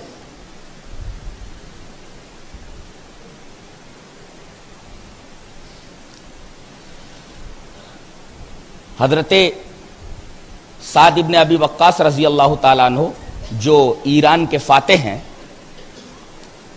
ان کا ایک واقعہ علامہ عماد الدین ابن کثیر نے اپنی تاریخ کی کتاب البدایہ والنہایہ کے اندر لکھا ہے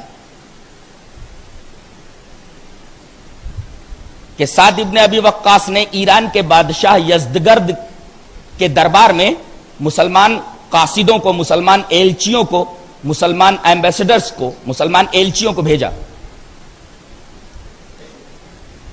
انہوں نے دربار میں پہنچ کر کے بڑی بے خوفی کے ساتھ تقریر کی، جبکہ شاہی درباروں کا حال یہ ہوتا تھا کہ آدمی نظریں جھکائے زمین کی طرف دیکھتا رہتا تھا، مجال نہیں کہ بادشاہ کی نگاہوں میں نگاہیں ملا سکے، اور یہ لوگ بڑی بے خوفی سے بادشاہ کی آنکھوں میں آنکھیں ملا کر کے تقریر کر رہے ہیں۔ ایران کے بادشاہ کو بڑا غصہ آیا، اور اس نے کہا کہ اگر یہ قاعدہ نہ ہوتا کہ ایلچی قتل نہ کیے جائیں، ایمبیسڈرز قتل نہ کیے جائیں، تو میں تم لوگوں کو ابھی قتل کر دیتا، اور تم لوگ یہاں سے جاؤ، میں ایک بہت بڑا لشکر رستم کی کمانڈ میں بھیج رہا ہوں، یہ لشکر جب پہنچے گا تو تمہیں قادسیہ کے خندق میں دفن کر دے گا۔ اور اس کے بعد اسے کچھ سوجھا، اس نے کہا کہ یہ جتنے بھی قاصد آئے ہیں، جتنے بھی ایلچی آئے ہیں، ان میں سب سے معزز کون ہے، سب سے باعزت کون ہے، سب سے زیادہ رتبے والا کون ہے؟ حضرت عاصم ابن عمر رضی اللہ تعالیٰ عنہ آگے بڑھے، کہا کہ میں ہوں۔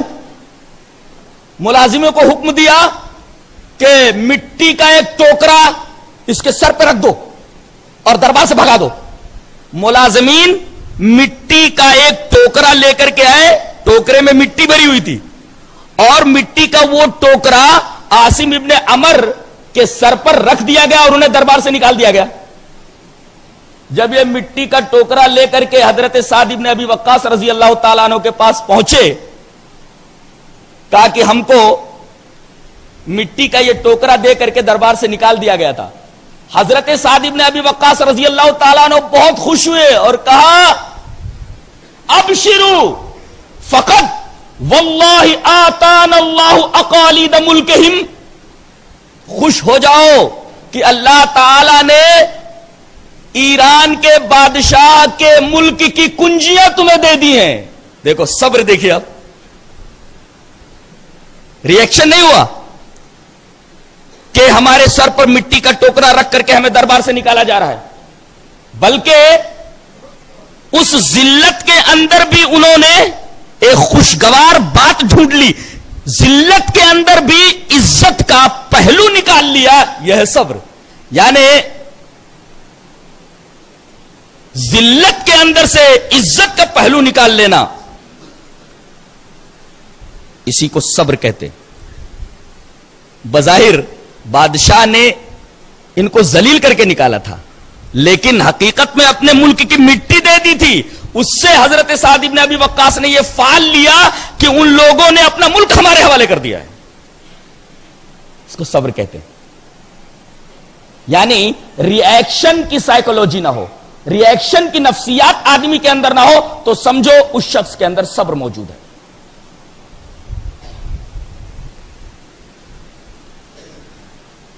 اور ایک بات اور یاد رکھیے کہ جتنا بڑا کام ہوتا ہے اتنا زیادہ آدمی کو صبر کرنا ہوتا ہے۔ ایک MBBS کرنے والے بچے کو کتنی محنت کرنی ہوتی ہے، ایک انجینئرنگ کرنے والے بچے یا بچی کو کتنی محنت کرنی ہوتی ہے۔ ایک IAS بننے والے بچے کو رات دن کتنے گھنٹے پڑھنے پڑتے ہیں اندازہ لگایا جا سکتا. 18 گھنٹے 20 گھنٹے پڑھتے ہیں. تب اس صبر کے ذریعے وہ کامیابی کی منزل تک پہنچتے ہیں.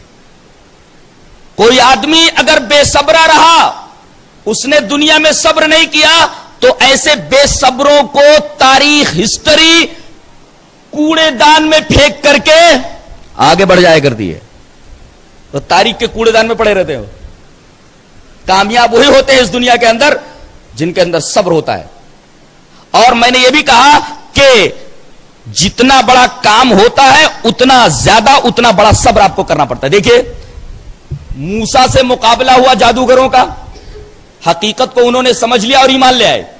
ایمان لانے پر فرعون کا جو ریئیکشن ہوا, فرعون نے جو کہا قرآن حکیم نے اسے لکھا ہے, اور اس کے جواب میں جادوگر مومنین نے جو اب ایمان لے آئے ان کا ریئیکشن کیا تھا وہ دیکھیے قرآن حکیم نے ذکر فرمایا ہے.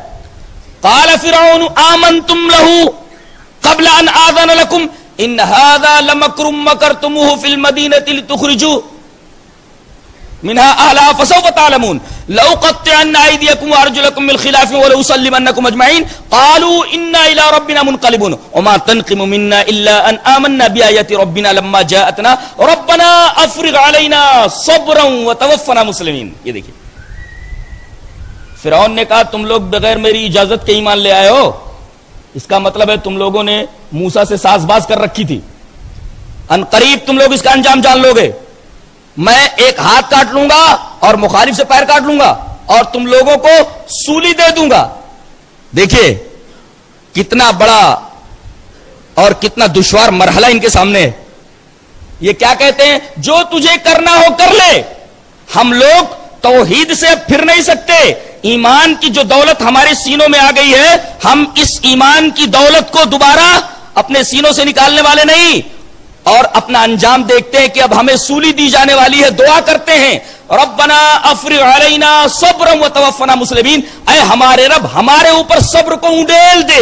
دیکھیے یہاں یہ نہیں کہا کہ اللہ ہمیں صبر دے, بلکہ صبر کو اونڈیل دے, اس لیے کہ مرحلہ بہت مشکل ہے, سولی دی جانے والی ہے, جان سے ہاتھ دھونا ہے. اس موقع پر صبر کی بہت زیادہ ضرورت ہے, تو اے اللہ ہمارے اوپر صبر کو اونڈیل دے. اے پور آؤٹ پیشنس آن اس, یعنی اے اللہ ہمارے اوپر صبر کو اونڈیل دے. صبر آتا نہیں بلکہ صبر کو ہمارے اوپر اونڈیل دے. تو جتنا بڑا معاملہ ہوگا, جتنا دشوار گزار مرحلہ ہوگا, اتنے ہی زیادہ صبر کی ضرورت ہے.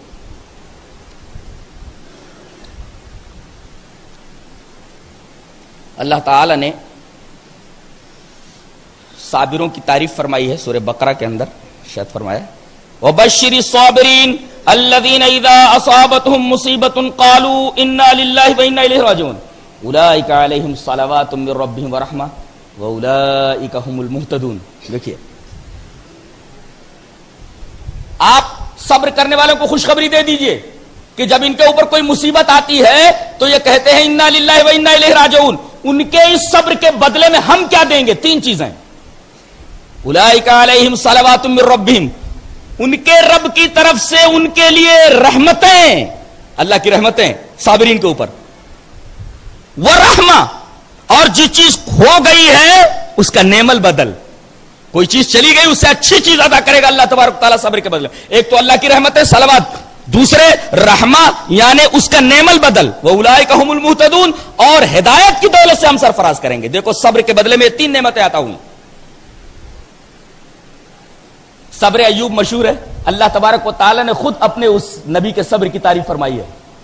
سورہ صاد کے اندر اللہ نے ارشاد فرمایا اِنَّا وَجَدْنَاهُ صَابِرًا نِعْمَ الْعَبْدُ إِنَّهُ أَوَّابٌ. اللہ تعالی نے, حبیب بن حبیب ایک تابعی ہیں, وہ روتے جاتے تھے اور یہ آیت پڑھتے جاتے تھے کہ اللہ اکبر, اللہ ہی اپنے اس نبی کو صبر دینے والا اور خود ہی تعریف کرنے والا. اِنَّا وَجَدْنَاهُ صَابِرًا, ہم نے اپنے بندے ایوب کو صابر پایا. مال میں آزمایا صبر کیا انہوں نے, اولاد میں آزمایا تو صبر کیا انہوں نے, صحت میں آزمایا تو انہوں نے صبر کیا. اِنَّا وَجَدْنَاهُ صَابِرًا, ہم نے ان کو صابر پایا. نعم العبد, کتنا اچھا بندہ ہے وہ میرا. اِنَّهُ أَوَّابٌ, وہ تو اواب ہے. دیکھیے اللہ تبارک و تعالی صبر کی وجہ سے حضرت ایوب کی تعریف فرما رہا ہے. نعم العبد, کتنا اچھا بندہ ہے میرا. حضرت ابراہیم اپنے بیٹے اسماعیل سے کہہ رہے ہیں کہ بیٹے میں نے خواب دیکھا ہے کہ میں تجھے ذبح کر رہا ہوں، یعنی گویا اللہ تبارک و تعالی کو تیری قربانی مطلوب ہے. جانتے ہیں انہوں نے کیا کہا؟ فَفَعَلْ مَا تُؤْمَرْ سَتَجِدُنِي إِن شَاءَ اللَّهُ مِنَ الصَّابِرِينَ. ابا جس چیز کا آپ کو حکم دیا گیا وہ آپ کر گزریے، مجھے ذبح کر دیجئے، انشاءاللہ مجھے صابر پائیں گے. دیکھیں اس کا مطلب یہ کہ اپنی جان دے رہے ہیں، اور جان سے زیادہ قیمتی کوئی شے انسان کی نگاہ میں نہیں ہوتی، اور اتنے بڑے کام کے لیے بہرحال صبر ضروری ہے. حضرت اسماعیل فرما رہے ستجدنی انشاءاللہ من الصابرین، ان قریب آپ مجھے صابرین میں سے پائیں گے. صبر کا پھل دیکھ رہے ہیں آپ. اس کے مقابل میں بے صبری، ایک نبی ہیں حضرت یونس، ان کو بابل کے ایک شہر نینوا کی طرف بھیجا گیا تھا، اور یہ ضابطہ ہے رسولوں کے تعلق سے، یہ قاعدہ ہے رسولوں کے تعلق سے کہ جب تک اللہ حکم نہ دے تب تک بستی چھوڑ کر کہیں جا نہیں سکتے. اسی وجہ سے دیکھیے آپ 13 سال نبی کریم صلی اللہ علیہ وسلم مکہ میں رہے، جب تک ہجرت کا حکم نہیں ہوا اللہ کی طرف سے آپ مکہ سے نہیں نکلے.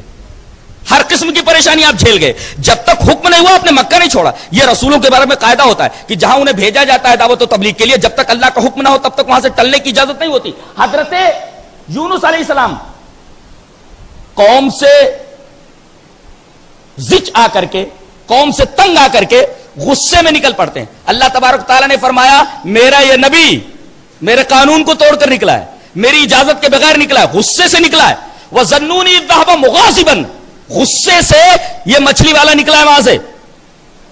اور غور کیجئے یہ بے صبری سے نکلے، صبر نہیں کیا انہوں نے، بلکہ بے صبری کی وجہ سے یہ اس شہر سے نکل آئے.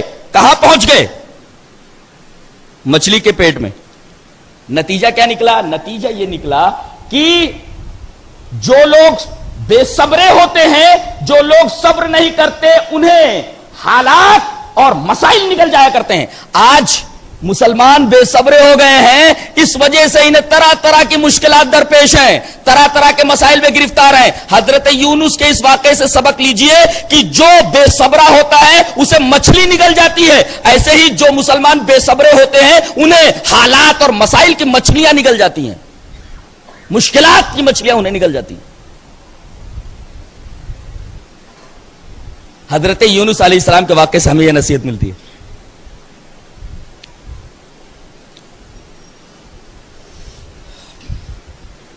بے صبری سے کتنا نقصان ہوتا ہے. ٹائمز آف انڈیا میں ایک واقعہ میں نے پڑھا تھا، یہ تقریباً 1986 کا واقعہ ہے، 15 جنوری کا. 15 جنوری 1986 انڈین ایئر لائنز کا ایک طیارہ فلائٹ نمبر 406 یہ بامبے سے دہلی کے لیے اڑا، لیکن 15 منٹ بعد ہی پھر دوبارہ بمبئی کے ایئرپورٹ پہ اتر گیا. وجہ کیا تھی؟ وجہ یہ تھی کہ بمبئی سے جب یہ دلی کے لیے طیارہ فلائی ہوا تو 15 منٹ لیٹ ہو کر کے اڑا. 15 منٹ بمبئی ایئرپورٹ سے لیٹ اڑا. جب یہ طیارہ فضا میں بلند ہوا تو ایک مسافر نے جہاز کے کیپٹن بھٹناگر کو ایک نوٹ بھیجا، کہا کہ اس بات کی وضاحت کی جائے کہ جہاز 15 منٹ بمبئی ایئرپورٹ سے لیٹ کیوں اڑا ہے. کیپٹن بھٹناگر نے اس مسافر کو کاکپٹ میں بلایا، ادھر آ جاؤ. وہ مسافر آیا. کیپٹن بھٹناگر نے وضاحت کرنے کی کوشش کی کہ بھئی کچھ ٹیکنیکل خرابی ہو گئی تھی طیارے کے اندر، اس وجہ سے ہم کو 15 منٹ لیٹ اڑنا پڑا. اس کی وجہ ٹیکنیکل خرابی تھی طیارے میں. انہوں نے قائل کرنے کی کوشش کی، وضاحت کرنے کی کوشش کی، لیکن کیپٹن کی وضاحت سے مسافر مطمئن نہیں ہوا، اور اس نے کیپٹن بھٹناگر کی پیٹھ پر ہاتھ مار کر کے کہا I have seen many pilots like you. تم جیسے پائلٹ میں نے بہت دیکھے ہیں. بات بات ہوتے سن کی ٹائپ کے مسافر بیٹھ جاتے طیارے کے اندر، تو اسی طریقے کے مسافر بہت سن کی تھا، پیٹھ پر ہاتھ مار کر کے بولتا ہے I have seen many pilots like you. تمہاری وضاحت سے میں مطمئن نہیں ہوں، میں نے تم جیسے بہت سے پائلٹ دیکھے ہیں. اب بیچارے کیپٹن نے گھبرا کر کے جہاز کو دہلی کی طرف سے موڑ کر کے پھر بمبئی کے ایئرپورٹ پہ اتار دیا. بڑی دیر تک ہنگامہ ہوتا رہا اور اس کے بعد ایئرپورٹ والوں نے دوسرے کیپٹن کے ذریعے اس طیارے کو دوبارہ دلی کی طرف بھیجا. جب وہ دلی ایئرپورٹ پر اترا تو تقریباً 4 گھنٹے لیٹ ہو چکا تھا. مسافر کو 15 منٹ لیٹ برداشت نہیں ہوئی, اسے 4 گھنٹے برداشت کرنے پڑے. دیکھو اگر وہ صبر کر لیتا تو صرف 15 منٹ ہی گئے تھے. بے صبری کی وجہ سے دیکھو کتنی تکلیف اٹھانی پڑی, 4 گھنٹے لیٹ ہو گیا. یہ ہے بے صبری کی سزا اور یہ ہے بے صبری کا نقصان. جو لوگ بے صبرے ہوتے ہیں دنیا میں بھی انہیں پریشانی اٹھانی پڑتی ہے, اور ظاہر ہے کہ آخرت میں بے صبروں کے لیے تو کوئی جگہ ہی نہیں ہے. کامیابی وہاں بھی انہی لوگوں کے لیے ہے جو اس دنیا کے اندر صبر کر کے جاتے ہیں.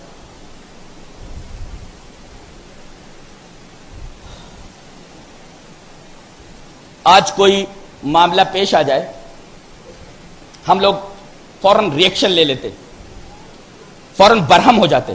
نہیں, ہمارا ہر اقدام انتہائی سوجھ بوجھ کے ساتھ ہونا چاہیے. ریئیکشن کی نفسیات یہ صبر کے خلاف ہے. آپ کیوں سبق نہیں لیتے حضرت آدم کے 2 بیٹوں کے واقعے سے؟ اللہ تبارک تعالی نے وہ واقعہ 6 پارے کے اندر بیان فرمایا.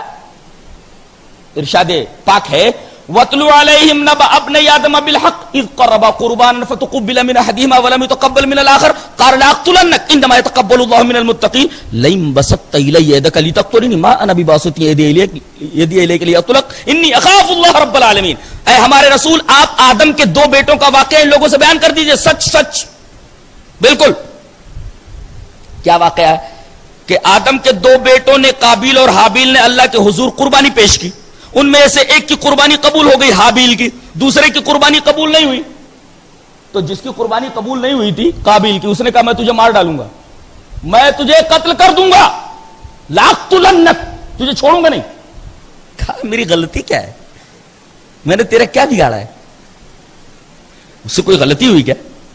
یہی نا کہ قربانیاں دونوں نے پیش کی, ایک کی قربانی قبول, ایک کی قربانی قبول نہیں ہوئی. تیری قربانی تقوی کی بنیاد پر نہیں تھی. انما يتقبل اللہ من المتقین, اللہ تبارک و تعالیٰ کوئی بھی چیز تقوی کی بنیاد پر قبول کرتا ہے. تیرے دل میں تقوی نہیں تھا, اس وجہ سے قبول نہیں ہوئی تیری قربانی. اور جہاں تک مجھے مارنے کی بات کرتا ہے نا, لئن بسطت الی یدک لتقتلنی, اگر تو اپنا ہاتھ بڑھائے گا مجھے قتل کرنے کے لیے تو میں اپنا ہاتھ تیرے قتل کے لیے بڑھانے والا نہیں. ما انا بباسط یدی الیک لیقتلک. یہاں یہ اجازت تو ہے کہ ڈیفنس میں آپ, کسی نے چاٹا مارا تو آپ چاٹا مار سکتے ہیں, کوئی قتل کے اقدام کے لیے آپ کی طرف بڑھے آپ ڈیفنس کر سکتے ہیں, لیکن اس سے بہتر یہ ہے کہ آپ صبر کریں. صبر کے نتائج بڑے عجیب ہیں.